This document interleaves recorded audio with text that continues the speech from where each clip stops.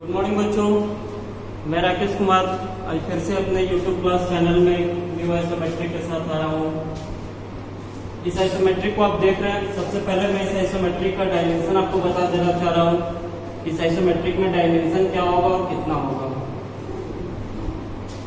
तो आप देख रहे होंगे कि ये एक इलेक्ट्रिकल शेप है जो कि एक होल किया हुआ है सिलेंड्रिकल के हिसाब से, और ये एक आगे का बेस बना हुआ है। तो इसका डायमेंशन आप सबसे पहले जान लीजिए। आपका डायमेंशन आप देख रहे होंगे कि इसका टोटल लेंथ जो हमने निकाला है वो टोटल लेंथ हमने यहाँ पे दे भी रखा है कि फ्रंट की ओर का टोटल 165 होगा। लेकिन होगा कैसे, तो आप देख रहे होंगे कि ये पॉइंट से ये पॉइंट तक का दूरी जो दिया हुआ है कितना दिया हुआ है 105 mm। कितना 105 mm। और इसके बाद जो हमारा दूरी है दोस्तों वो रेडियस 30 है। रेडियस 30 तो यानी सेंटर पॉइंट से आपका 30 इस साइड और 30 इस साइड, तो आपका टोटल कितना हो गया 60 mm। तो 105 में जब हम 60 को ऐड करेंगे तो हमारा टोटल डायमेंशन निकलेगा लेंथ का कितना 165। क्लियर। अब हम आते हैं साइड की ओर। साइड की ओर से आप देख रहे हैं कि ये आपका टोटल चौड़ाई आपका दिख रहा है। तो टोटल चौड़ाई आपका है कितना, तो यहाँ से रेडियस 30 और ये पॉइंट से भी रेडियस 30 होगा।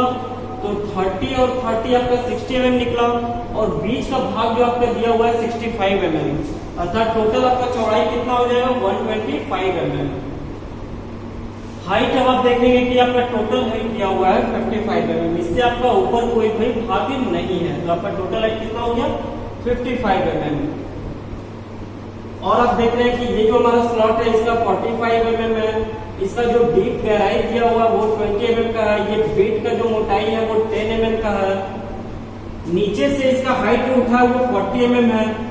छोटा वाला जो अंदर में इलिप्स का शेप बना हुआ है उसका रेडियस 20 है और बड़ा वाला का रेडियस 30 है। तो इतना डायमेंशन आप देख रहे होंगे, समझ रहे होंगे कि कौन सा डायमेंशन किधर से दिया हुआ है और कितना दिया हुआ है। तो चलिए चलते हैं इसका ऑर्थोग्राफिक के लिए। तो ऑर्थोग्राफिक के लिए आप देख रहे होंगे कि जिस प्रकार मैंने ब्लॉक तैयार कर रखा है पहले से, जो कि लेंथ कितना होगा, फ्रंट के लिए हमारा लेंथ कितना होगा, हाइट कितना होगा, तो हाइट मैंने यहाँ पे दे रखा है 55। साइड के लिए हमारा ब्रेथ कितना होगा, हाइट कितना होगा, टॉप के लिए हमारा लेंथ कितना होगा, तो आप देख रहे हैं इसके बराबर का ये हमारा लेंथ होगा और ब्रेथ आपका ये होगा। क्लियर है।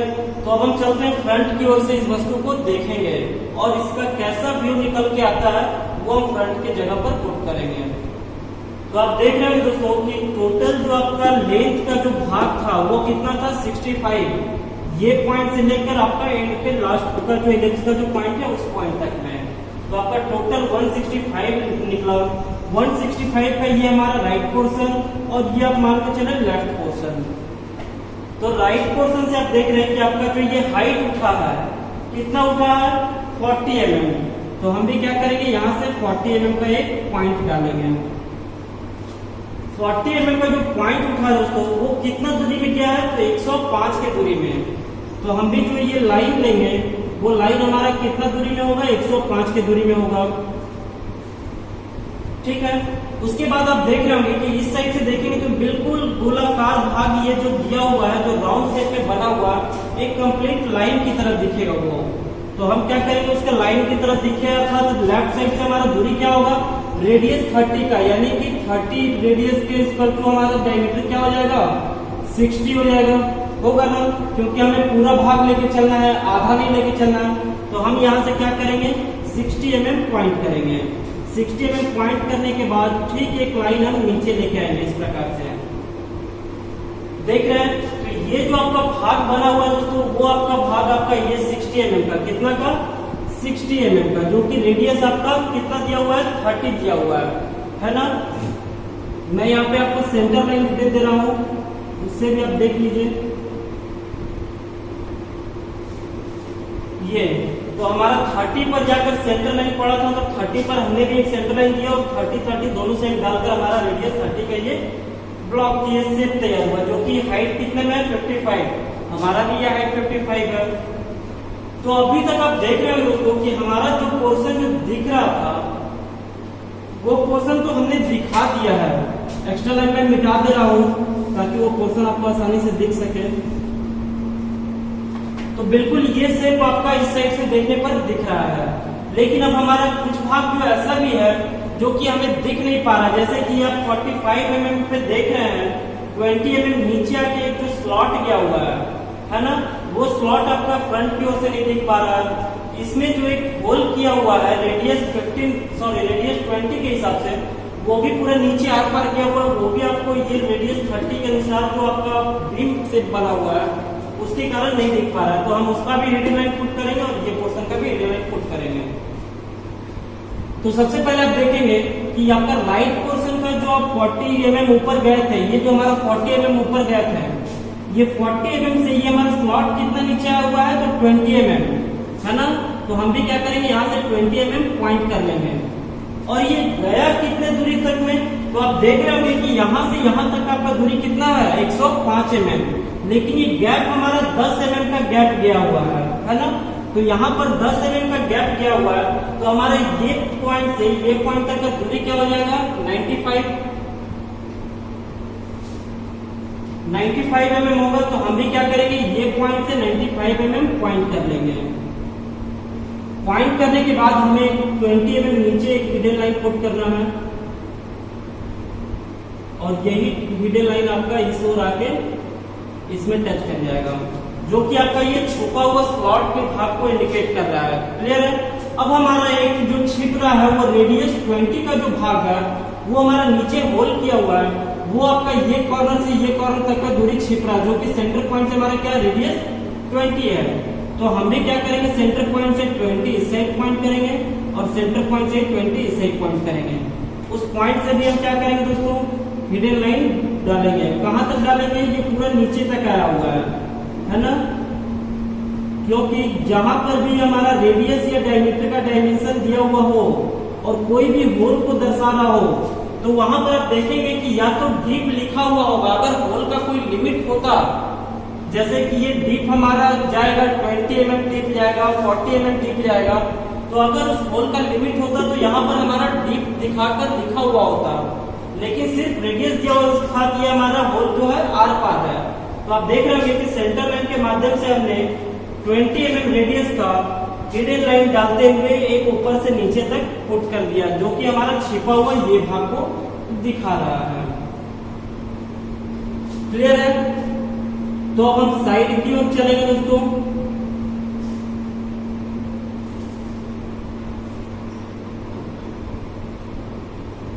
आपका फ्रंट व्यू बनकर तैयार हो गया है। अब हम साइड की ओर आते हैं। तो साइड की ओर से देख रहे हैं तो हमारा टोटल जो चौड़ाई वाला भाग था वो कितना दिख रहा था, 125 mm, और उसमें हाइट भी हमें दिख रहा था, तो वो कितना है, 55 mm, जो कि 125 और 55 आप यहाँ पर पहले से देख रहे हैं। तो अब बात है कि हमारा जो सेंटर पॉइंट से जो सेंटर जो हमारा लाइन दिया गया है वो हमारा कितना 65 mm पे है, अर्थात सेंटर पॉइंट से रेडियस 30 का इधर छोड़ा गया है और रेडियस 30 इधर भी छोड़ा गया है। तो हम भी क्या करेंगे, सेंटर पॉइंट से इधर एक 30 mm पॉइंट करेंगे और इस कॉर्नर से भी 30 mm पॉइंट करेंगे।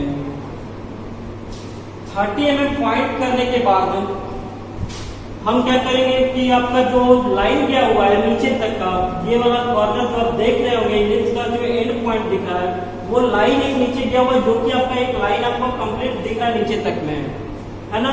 अब बीच का जो हमारा भाग है वो कितना है, 65। तो बीच का जो भाग हमारा ये पॉइंट था, ये आपको आप इसका सेंटर भी ले सकते हैं।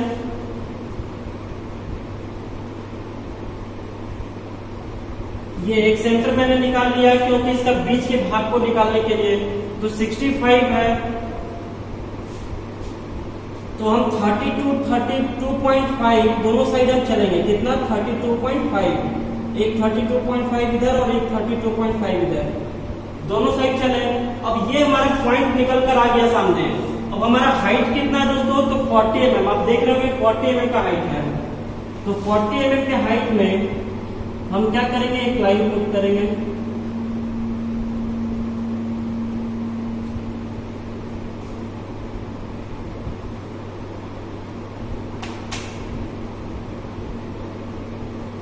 mm के हाइट में। अब 40 mm का हाइट हमारा इस दोनों पॉइंट से हमारा उठा है, तो अब दोनों साइड का गैप हमारा कितना है, 10 mm का, है ना। तो हम भी यहां से 10 mm का लाइन चलेंगे और इस साइड से भी एक 10 mm का लाइन चलेंगे।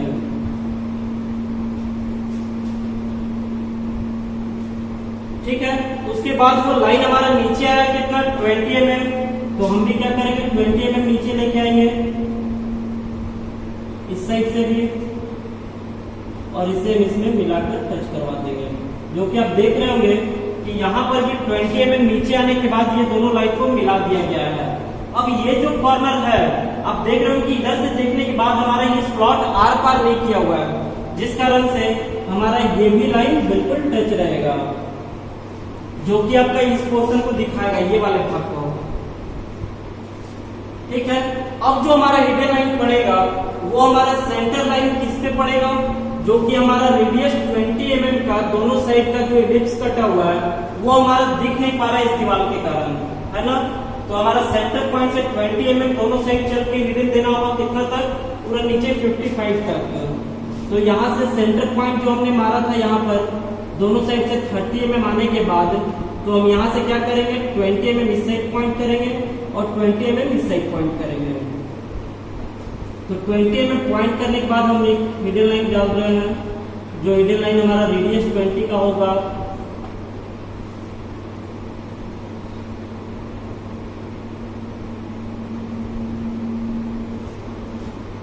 फ्रंट की ओर से आप देख रहे होंगे दोस्तों, तो बिल्कुल ये शेप आपको दिख रहा होगा। ये जो आपका पूरा भाग है वो 55 mm के नीचे में आपका आके दिख रहा है ये, और रही बात की जो अंदर का जो आपका भाग छिपा हुआ है 65 mm का सेंटर पर, तो ये हमारा सेंटर पॉइंट होगा, सेंटर लाइन, जो कि इस पोर्शन को इंडिकेट कर रहा है।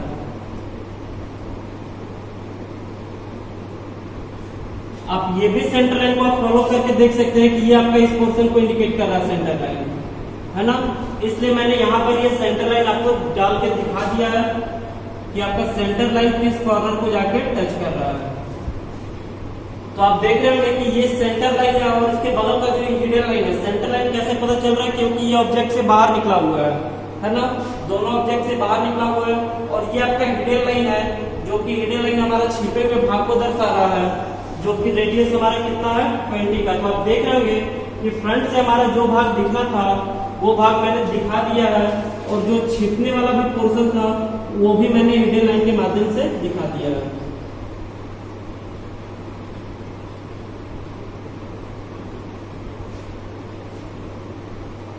क्लियर है।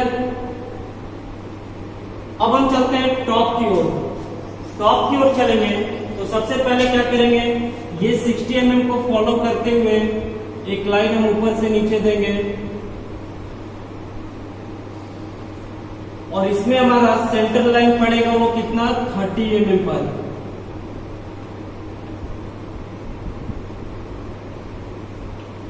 क्योंकि आप देख रहे होंगे कि आपका लेफ्ट कॉर्नर से 30 mm इधर गया हुआ है और राइट कॉर्नर से भी 30 mm इधर आया हुआ है, यानी बीच का जो हमारा भाग होगा दोस्तों कितना होगा 65 mm। अब ये 60 का भी हम क्या करेंगे, सेंटर लाइन एक डालेंगे,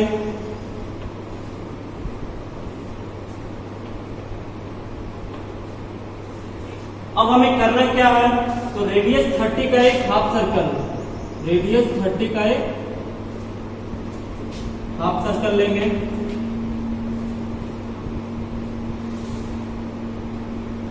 ठीक इस शेप में। उसी प्रकार से नीचे भी हमारा रेडियस 30 का एक हाफ सर्कल जाएगा,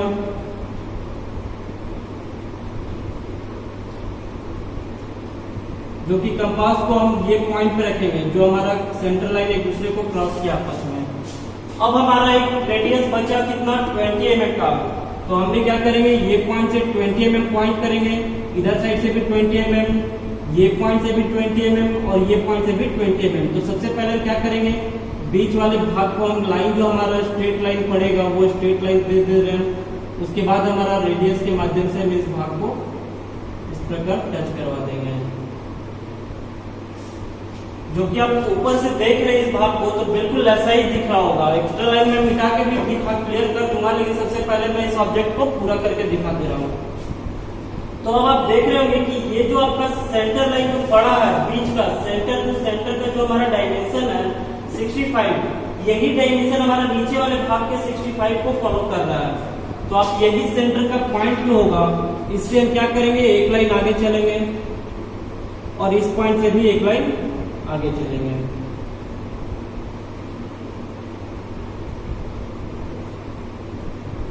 क्लियर है? उसके बाद मैं एक्स्ट्रा लाइन मिटा दे रहा हूँ, जो एक्स्ट्रा लाइन नहीं होना चाहिए। जहां तक हमारा ऑब्जेक्ट जो दिख रहा है उसी ऑब्जेक्ट को सिर्फ रहने देंगे।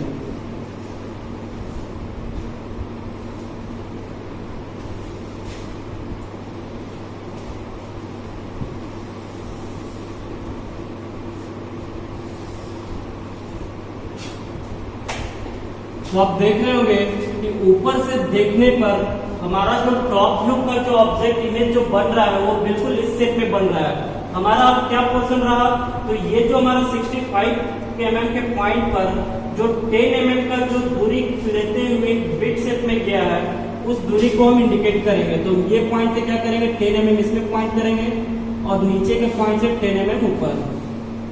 इस लाइन को हम कितना लेंगे, तो आप ये पॉइंट के पैरेलल भी फॉलो कर सकते हैं, या तो आप इसका दूरी भी निकाल सकते हैं। कैसे, क्योंकि आप बताया था मैंने अभी कि ये पॉइंट से ये पॉइंट तक का दूरी आपका 105 mm है और ये 10 mm का गैप लेते हुए आ रहा है। तो आप इसमें से 10 mm अगर छोड़ेंगे तो ये दूरी हमारा 95 mm का निकल आएगा।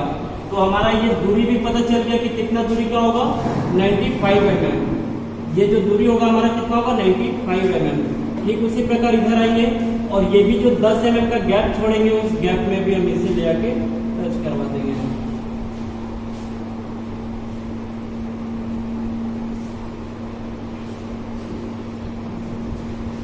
तो आप देख रहे हैं दोस्तों कि हमारा जो ऑर्थोग्राफिक है इस आइसोमेट्री को देखते हुए मैंने तैयार कर दिया है और आपसे भी उम्मीद करता हूं कि इस आइसोमेट्री को भी बनाने की कोशिश करें, क्योंकि मैंने इस प्रकार से इससे रिलेटेड बहुत सारे आइसोमेट्रिक आपको बनाकर भी दिखाया है कि कैसे बनेगा। तो कोशिश करेंगे आप इस आइसोमेट्रिक को भी बनाने का और उसके बाद इस ऑर्थोग्राफी को भी बनाने का प्रयास करेंगे। तो ठीक इसी के साथ हमारा आज का क्लास यही एंड होता है। नेक्स्ट क्लास में मैं नेक्स्ट टॉपिक के साथ आऊंगा।